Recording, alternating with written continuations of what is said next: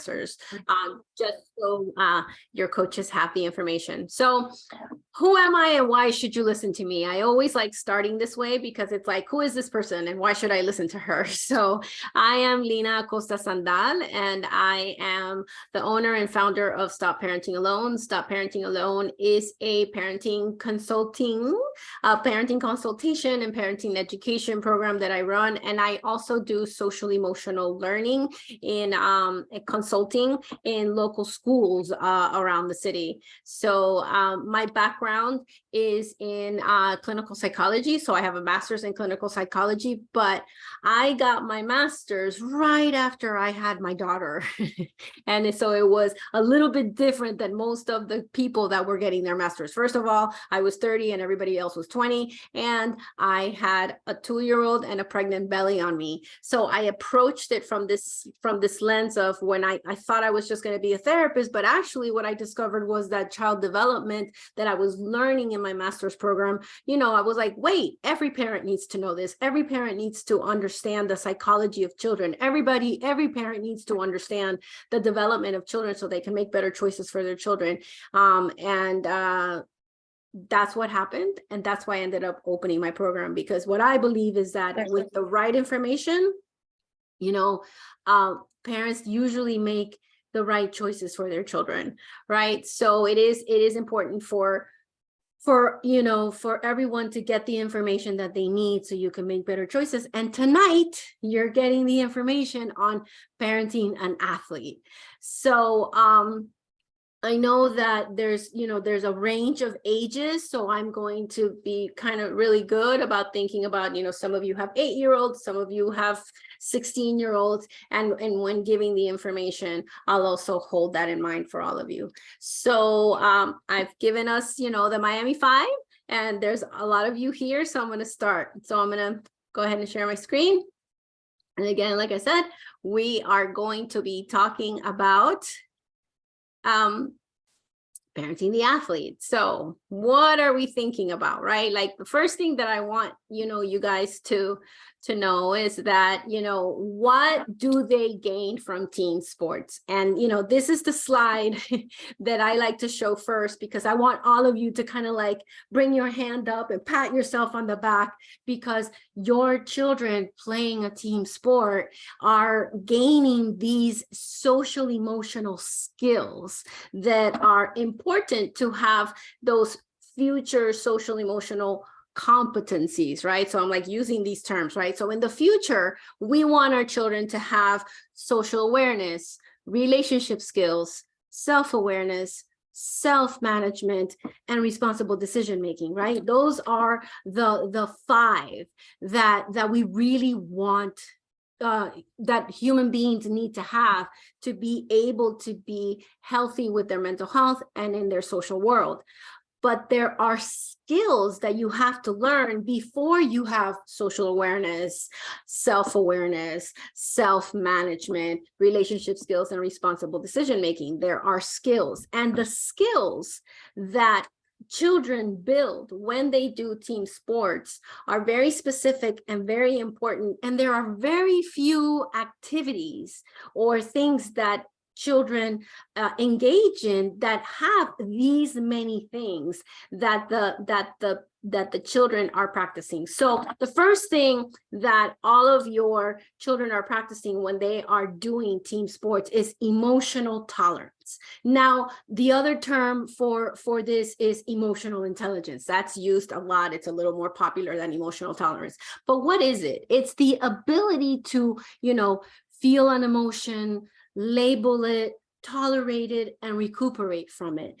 And, this is not something that is like one and done. It's something that has been slowly developing for your children since they started tantruming at 2, right? The first time that they had to practice having a little bit of emotional tolerance was when they were tantruming when they were little. But in team sports, that they have to tolerate the emotion so that they can be available to play, right? Like so many emotions come in and out of your children's psyche and time while they're, you know, playing their game, right? So the brain practices a skill in repetition, right? The brain, the term is the brain is experience dependent. So when they are out, either playing and then they lose, or they win, or when they're practicing and they're tolerating kind of the frustration of like doing a move again and again and again, they're actually doing the brain bicep curl of really tolerating their emotions. So in team sports, they are practicing this, and it's a highly valuable thing. Number two, impulse control. Now, impulse control is the ability to kind of like have a thought of an action or of something that you want to say or do or act on, and pausing before you do it, right? So, you know, this is something, again, that children are developing throughout childhood and way into their teen years. But in team sports, they really practice it. Every time they make a move, every time they have to stop and think and look at what is happening in the environment, that helps them have that pause that increments impulse control. So again, what are they gaining with the team sport? These two highly valuable skills that eventually, right, when they're older, when they're adults, they will use in their day-to-day. Social reciprocity is another skill that we want children to have, right? And we always imagine social reciprocity is with friendships or maybe at school, but actually in team sports, social reciprocity is everything, right? They all have to know where everybody's positions are. They all have to be able to, you know, to understand, you know, I go, then they go. And that social reciprocity is the back and forth that we do in relationships, where I speak, you speak, as something I react, you react, like that yin yang that keeps happening within two people. And again, in team sports, it is important that they are practicing this, right? Abre tu puerta, toma, ayúdame. Make sure that you're muted if you're on. Now that I'm sharing the screen, I can't mute the participants. So everybody check that you're muted. So again, in the social reciprocity is something that they are practicing within the game, within the moves, within being part of that team. So again, pat yourself on the back, because this is something that they're gaining. And, you know, while they do the sport and they discover who they are, they attain more self-awareness and they attain more self-management. Now, there was a big study that was run in 2017 that said that 96% of female CEOs played a team sport. That's a huge ratio, right? That's a huge number. But the 96% of those that were surveyed and asked in 2017 in like this big statistical research discovered that. So again, what does it take to be a CEO? Do you have to maintain your emotions? Most definitely. Do you have to be mindful about your impulses and the choices that you're making? Most definitely. Do you need to have that social reciprocity to be a leader and to understand? Most definitely. So again, as I said, what do they gain from team sports? All of these social emotional skills, and you know, it works more powerfully than in any other activity that they may do, right? So what can you as a parent, you know, do, right? And what is your role, right, in their world as an athlete? So the most important thing to hold in mind is that your role in their time, in their sport, is to encourage and reframe, right? But a lot of the time, you see that there's 1, 2, 3, 4 points, right? A lot of you guys feel like you skip to reset it next time, right? So there's a game, there's a practice, something goes poorly, and you immediately like, no, forget about it. This is supposed to be fun. Sometimes you win, sometimes you lose. No, forget about it. You skip very quickly to let's forget about it and move on. And you miss an opportunity to gain all those skills that I talked to you before if you don't do these other 3 steps before you reset. So first and foremost, and I kind of have these backwards because I should have like the normal to have negative thoughts, but allow them to assess themselves, right? Being able to think about what went well and what went poorly and what can I do next time is really a valuable lesson for your children to continue to build that social emotional competency of self-awareness, right? So there's nothing like a practice or a game, whether won or lost, that gives you an opportunity in the car to sit with your child and say, hey, what do you think went well? What do you think went poorly? What do you think you're going to do moving forward? And also, what did coach say that went well? What did coach say that went poorly? What did coach say that you could do moving forward? And do you agree or disagree? Allow them to assess themselves and don't move too quickly to just kind of forget about it. That is a way to encourage them and continue to kind of build the athlete that they are. Some of you also make the mistakes of telling them, you should have done this and this and this in the field and da da da da da. Don't do that first. Once you get into the dialogue of what went well, what went poorly, and what they can do next time, that's when you can share, I noticed that when you did this and this and this move, blah, blah, blah, blah.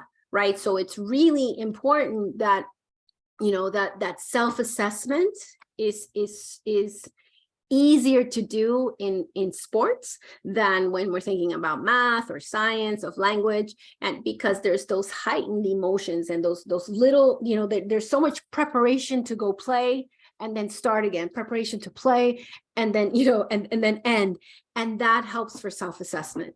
Now, if they cry, if they get upset right after a bad practice or right after a bad game, again, don't tell in that first, those first, 20 minutes, when they first get in your car or when they first walk off the field with you, whether it's practice, walk off the court with you, whether it's practice or whether it's a game, please, please, please stay in the dark with them. Back to that skill that I was talking about before of emotional tolerance, you're being able to kind of sit with the disappointment, the guilt because they, you messed up on the court and maybe it caused, something to happen in the game. The frustration, right? That being able to sit with it and just allow it to kind of to accept it is part of emotional tolerance. So when you quickly tell them, no, don't worry, or you're like, this is bad sportsmanship because you're only thinking about the negative, you don't give them an opportunity to have that ability for emotional tolerance. So what does it mean when I say, what does it mean when I say to stay in the dark with them? It's just sitting next to them and saying, yeah, that was rough, baby. Or, yeah, I know how frustrated you are. You've been working so hard at practice and it didn't work out at the game. And then silence, a hand, while they're saying, oh, and this is awful, and I'm never going to be able to play, and I don't want to play ever again, and da, da, da, da. Remember those times when they were infants and you held them and you just rocked them, right? We can still do this, whether they're 8 or 12 or 16. They need that right after a bad practice, right after a loss, right? And so hold and love them rather than fix any of the problems, right? So that's why I say I kind of have this backwards, like, if they're not having a big emotion, definitely go into what went well, what went wrong, what can you do next time. But if they're having a big feeling, which is perfectly normal, and it tells you that the game is important to them, then you know, that's when I want you to just love and hold them and think about sitting in the dark with them, right? And this also, you know, by the way, this also works for like math, you know, when they have a bad test, right? But that's one more time, that's how you encourage, that's how you reframe, and that's how you continue to like kind of build this athlete, because your role in your athlete's life is to be the person that teaches them how to manage mistakes, losses, and wins. And when we manage mistakes, losses, and wins, the number one thing we are managing and tolerating is our emotions around the mistake, our emotions that bubble up when we lose, right? So your goal is less about what happens on the court or on the field, or, you know, depending on what sport they're playing. Your role is more about managing those feelings that bubble up, right?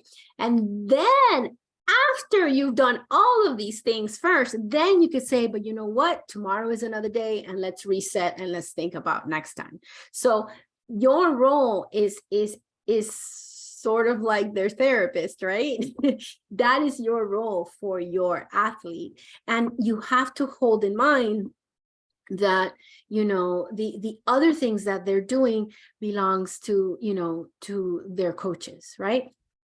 So it's important to kind of hold that in mind. The other thing that I want you to know as a parent is that when you play team sports, there are 4 really important values that your children are kind of practicing, right, and integrating into them. You know, team sports gives the value of leadership.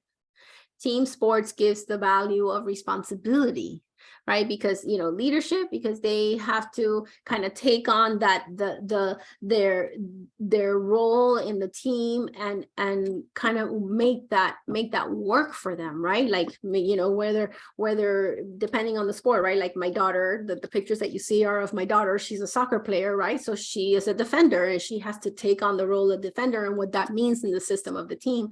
And that is leadership. She's not the striker. She's not the one that puts the goals into the net, but her role and her position in her team is important. So that creates that value of leadership, responsibility. You know, how many times have your children have to say, you know, they play sports, how many times have they had to say no to a party or a hangout or being with family because they have a responsibility to the team, right? So, and integrity, right? They have to show up, they have to do their best. And perseverance, you know, how many times do they fall and they get back up, and they fall and they get back up? Again, pat yourself on the back. The fact that your children enjoy team sports and are part of a team sport and part of a club, you know, a sports club, it's important. But all of these things have feelings that we have to tolerate so that we can, you know, act upon them, right? So if for leadership, you have to manage the feelings of fear, right? Because, oh, what if I'm not good enough? What if I can't lead? What if I can't hold this role, right? With responsibility, you have to manage the feeling of frustration. You know, when you have the responsibility and then you have to go to practice instead of going to the mall with your friends, or, you know, they have to tolerate frustration and disappointment. Integrity, right? Sometimes you kind of have to tolerate disappointment, because sometimes when we have a lot of integrity and somebody else does not, we feel very disappointed, right? But we have to hold to our own. We can't change our integrity and what we believe so that we're not, so we're like everybody else, right? And that's super important. And then with perseverance, again, it's tolerating frustration. So back to, how do you encourage? How do you reframe? Like I said, you know, what happened? Well, poorly, what are you going to do next time? And talking about and sitting with their emotional world and what those feelings have taught them, right? So sorry, I am moving faster than I wanted to. Okay, so another thing, this is me, this is a picture of me. This is me, the soccer mom in the field with my umbrella. You know, this is what I do. I just thought it would be funny for you guys to see the soccer mom here, right? So manage your energy and mood.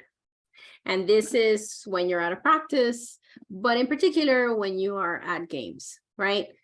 You, the parent, really, you know, as you have noticed, your mood can make or break your child, right? So it's important to hold in mind that your mood and your energy really influences them, no matter how old they are. I know, like when a teenager says, it's not that big a deal, it's not a big deal, that's a cue that your mood is influencing them. They're telling you it's not a big deal because you're getting big, because you're getting scared, because your emotion is getting bigger than what they currently are feeling, right? When an adolescent, you know, looks at you and says, stop, oh my God, your mood has shifted, your mood has gotten bigger, probably. Not 100% of the time. Some of the time you're just setting a boundary, but be very, very mindful of your mood and your energy. And always remember that the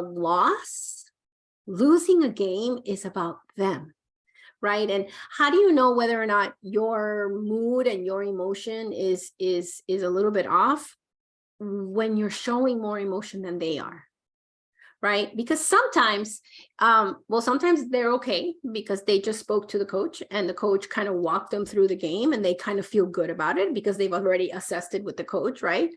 But other times, if you are like super annoyed or super upset about a loss, then your child protects you by turning off their emotional response. And then you won't be doing what I told you to do in the slide before, right? To encourage and reframe, right? So make sure that you always remember that those losses are about them, not you. And I know that losses can be hard, especially for those of you guys that have children 12 and younger, because when you see them in pain, when you see them so sad, it's so hard, right? To just kind of let them be sad, but it's important, right? Now, if you're feeling a big feeling, if you're oh, you know, and you know, you're like, oh, but Lina, I mean, oh my God, sometimes I just can't help it. Okay, then be transparent, and being transparent with your feeling as a parent, whether, you know, when you're at a game or not, is to look at your child and say, I know, I'm being really, really crazy. I'm just really disappointed. And I'm also so sad for you and your team. You guys work so hard. Something to that effect, right? Be very, very mindful, like that your fear of their pain doesn't become kind of like the reason why you feel out of control. Right? So again, for a lot of us, what triggers us the most is a really upset child. We want to fix it. We want to make it better. But again, like I told you in previous slides, it's about just being with them and sitting with them, right? And again, if you're overwhelmed with emotion, if you're really, really big, just pause and wait until you're calm. Now, this is true at a game, at practice, in the morning to get them out of the house, on the weekend, you know, to get them to do homework when they just want to have a weekend. Pausing and waiting before you speak to them and guide them can be a 45-minute thing. Right? So a lot of the time when our mood and our energy is getting like a little too hyper, a little too rough, we feel the tension in our body, right? And the best thing to do when you feel tension in the body is to finish that action. A lot of us feel tension and then it kind of gets stuck. Right? So if you feel tension in your shoulders or you feel tension in your jaw, just make it even tighter, right? So like try right now, like find a tight spot in your body and just make it tighter, right? So just make it tight and then release. When we push through the physical manifestation of stress, the physical manifestation of like that bubbling up of anger or frustration or disappointment with our children, it usually kind of festers in our body, right? In our jaw, in our shoulders, in our lower back. So you can either tighten it even tighter and release it, or just find a way to release it and move it. And really, guys, that takes about 45 seconds, but it gives you back to that skill of impulse control. Every time you scream, every time you react and snap at your child, you are not practicing impulse control. So pausing and waiting to guide is really, really important, right? And it's really important to mind your mood and your energy on the sidelines. You know, when I go to games for my daughter, you know, with my little umbrella to keep myself from the sun, protected from the sun, you know, a lot of the time I hear the frustration and the hollering and the big emotion, and that's not good for you, and that's not good for your child on the court or on the field, right? And let's pretend that you mess up, right? That you screamed at a referee, or you got in the car and you were like, what happened? Why did you do that? It's okay to mess up, right? I always tell parents that's our 70-30 ratio, right? 70% of the time we try to be the best parent that we can be, and 30% of the time we're going to be absolutely horrid. But I want you to keep it at that. Most of the time, 70%, you're doing pretty well, and a little bit of the time you're doing poorly. It's when it's different, when it's 30% of the time we're really good, and 70% of the time we're screaming and losing our minds and reacting. That's when it's not good. But when we do it less, that's normal parenting, right? So when you mess up, repair sounds like this. You know what? I know that I embarrassed you today in the field, on the court. I got really frustrated and I forgot to take a deep breath. So name the feeling. I got really frustrated.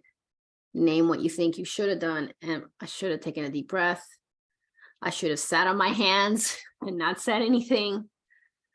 So what you should have done.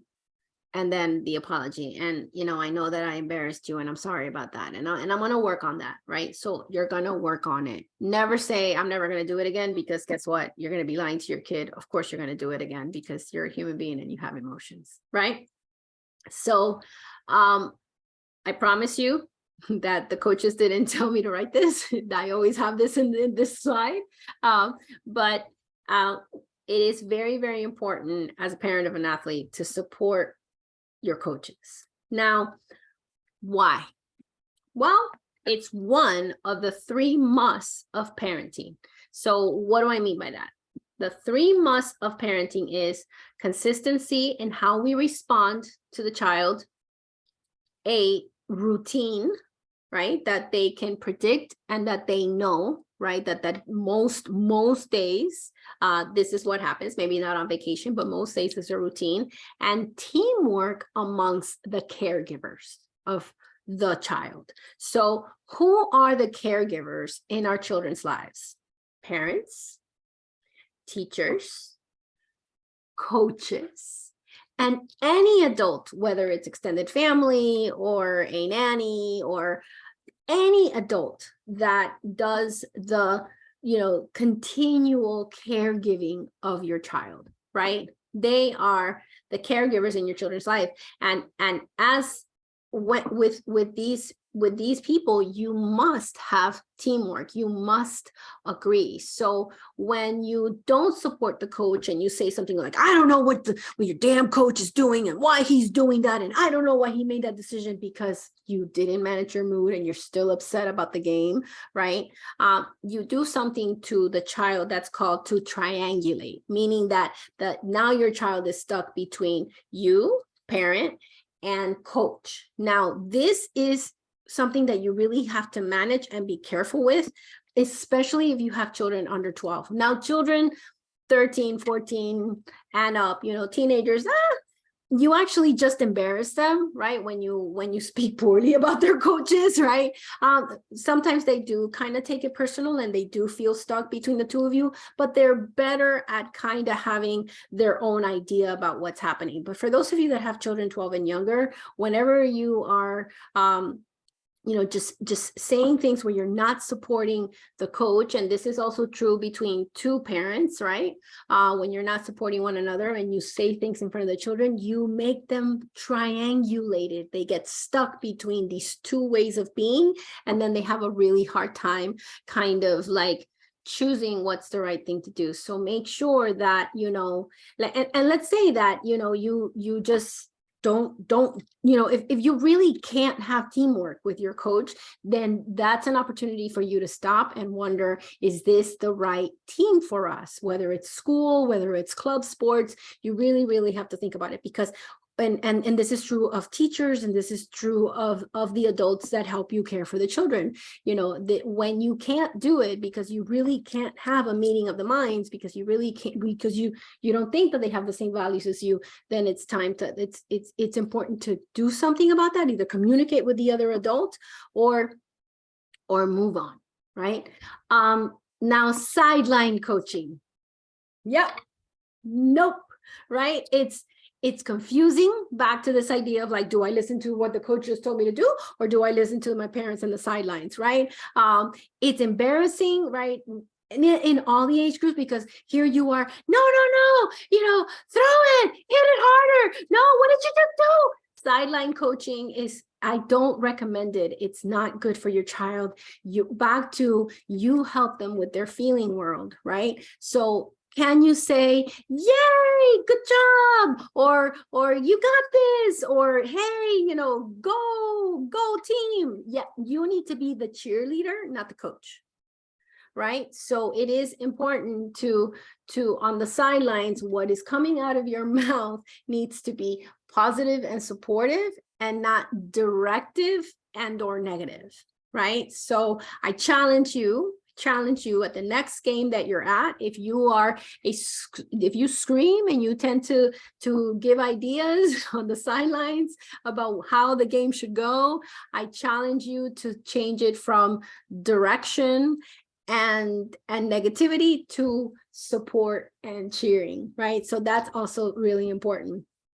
And it is important, let's say that you do disagree with how the game was coached. It's important to verify and get more information, right? Because your child just got direction from their caregiver that you're supposed to have teamwork with. So when you get in the car and you're really wondering, hey, XYZ play happened today, and I was wondering, what were you thinking about it, and what did the coach say about it? And then allow your child to give you information, but also back to, don't get in the middle between yourself and the coach. Also have that conversation with the coach, but with curiosity, right? And again, this is important, because we don't want them to feel stuck in between the two. And it's confusing and embarrassing for your children. They may not tell you, but it is. A lot of teenagers are just kind of used to it, so they don't say anything. Okay, so we have, little bit time later, we have a lot of time left for me to take your questions. So I don't know if anybody wrote anybody in the chat box. But this is the time when I am here for you guys to pick my brain and to ask me any